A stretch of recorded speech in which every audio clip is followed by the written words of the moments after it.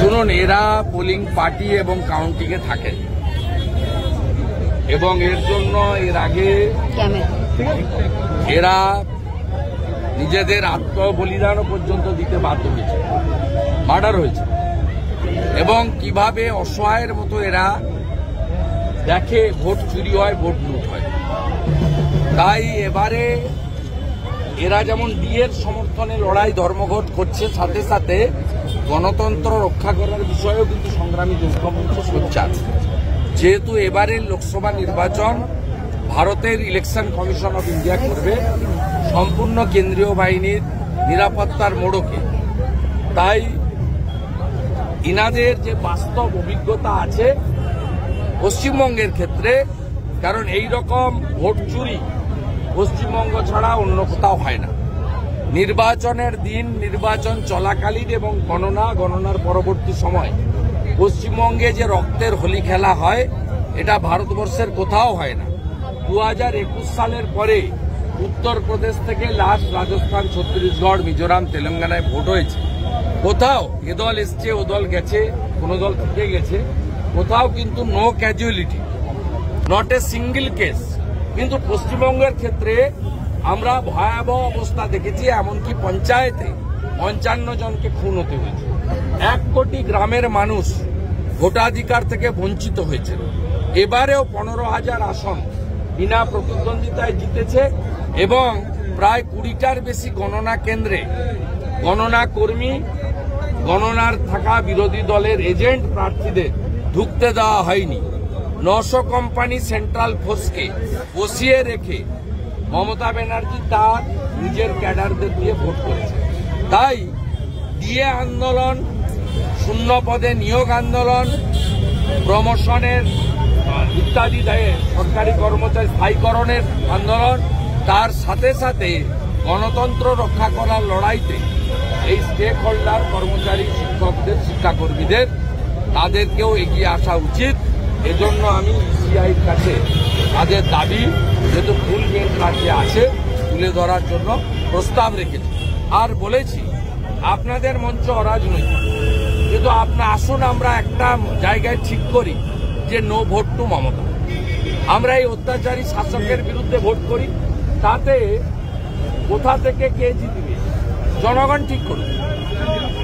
আমি এই মঞ্চের বাইরে গিয়ে নিশ্চয়ই আমার দলের ওই ভোট চাইবে, কিন্তু জনগণ ঠিক করুক তারা কাকে জেতাবে। সবাই মিলে যাতে আমরা বলি নো ভোট টু মমতা। আচ্ছা, অভিজিৎ গাঙ্গুলিকে তিনি আজকে জানিয়েছেন এদিকে আনন্দের প্রতিনিধি সৌভিক মজুমদারকে যে তিনি মঙ্গলবার বিচারপতি হিসেবে ইস্তফা দিচ্ছেন।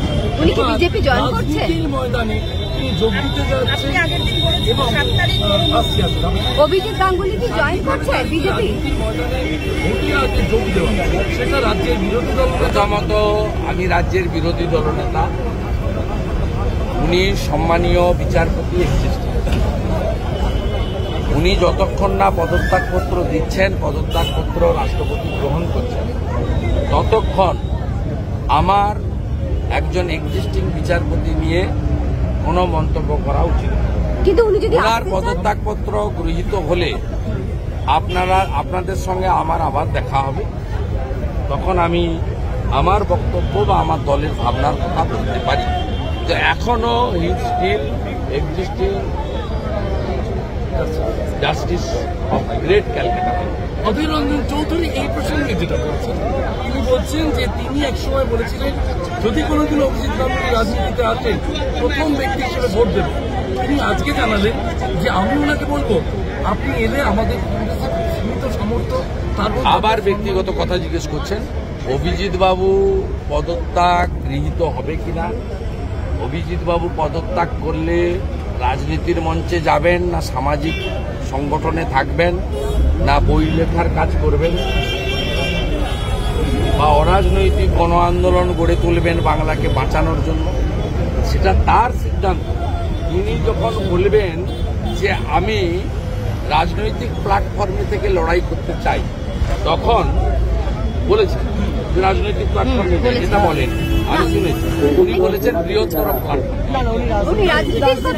ঠিক আছে, রাজনীতি কথা বললে আমি তখনই রিয়াকশন দেব। একটু 48 ঘন্টা অপেক্ষা করলে বিজেপি আসলে কি বিজেপি স্বাগত জানাবে স্যার? দলের আর নাম বলছেন বাম হতে পারে, কংগ্রেস হতে পারে, বিজেপি হতে পারে, ওনার উপর ছেড়ে দেন।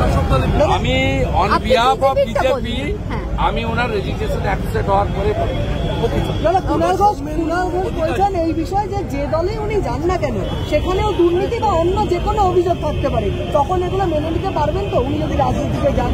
আমি এসব লোকের কথা বলতে শিশির অধিকারী পরবর্তী সাংসদ হওয়ার জন্য বিজেপি প্রার্থী হিসেবে দাঁড়াচ্ছে। গতকালকে যা নাম ঘোষণা হয়েছে, তৃণমূলের তরফে একটা টিকা দেওয়া হচ্ছে যে পরিবারবাদ। আপনি অধিকারী কিভাবে দেখছেন? আমি তৃণমূলের প্রশ্নের উত্তর দেব। প্রথমত,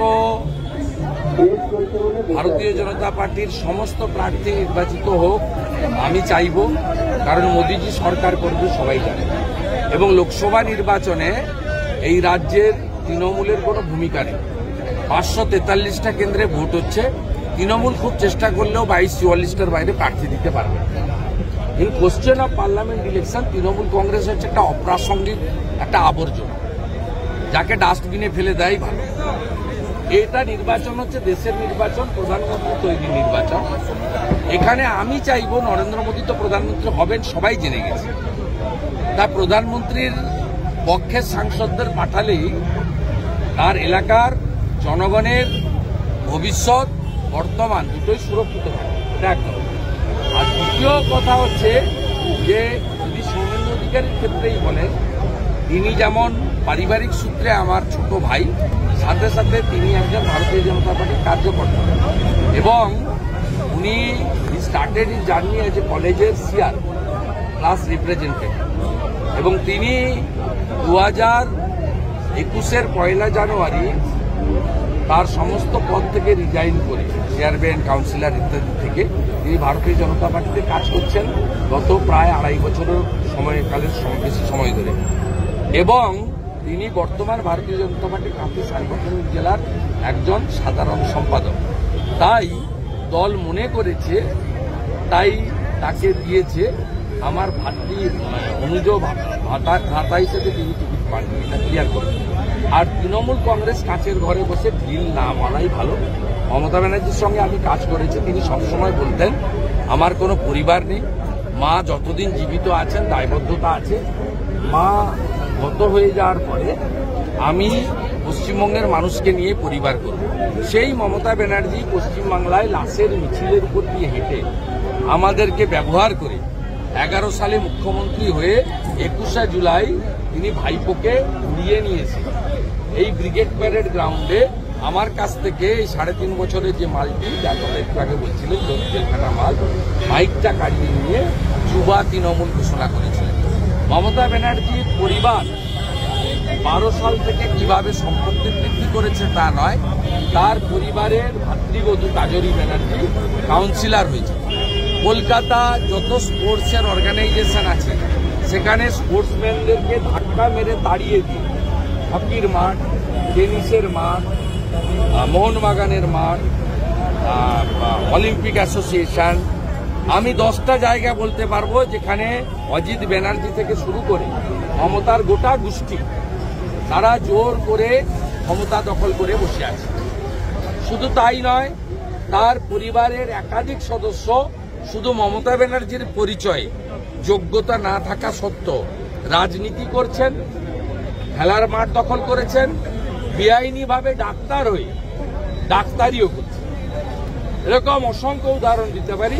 তাই দয়া করে ছিন্নমূল বা তোলামূল যাদের দেখলেই লোক চোর বলে, দয়া করে কাঁচের ঘরে বসে ঢিলটা ছুটবেন।